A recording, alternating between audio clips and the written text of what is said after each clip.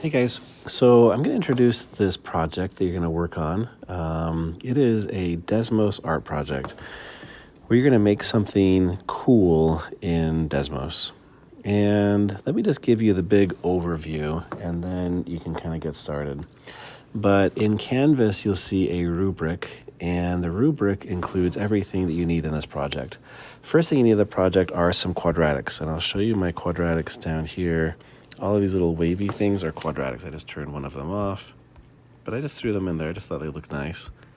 So I just put a bunch in there. You only need 2 quadratics, but I put in a bunch because I just thought it looked good. The next thing you need are 2 circles. And so I've got my circles here with these heads right there. So their heads are circles. So that's the second thing on the rubric. The next thing you need are some polygons, and you can see right here the polygon command that makes these guys. And then you need 2 lines. So I've got some lines. Their arms are lines. Let's see, or their legs are lines. I just took away that person's leg. But you can see those lines right there. And then you need to constrain the domain and the range for 2 functions. And I got a video that's going to explain that. But what it means is that if you look at this arm, you can see the arm, if I change this, if I get rid of this constraint, then the arm is going forever, and that doesn't look very good.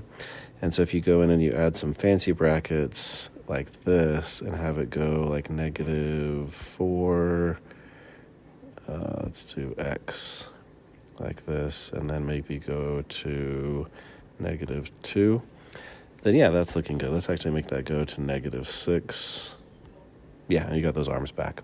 So constraining the domain is a way of making sure the lines don't go on forever. I mean, if you want them to go on forever, sure, but if I had all the legs and the arms going on forever, it'd be really messy.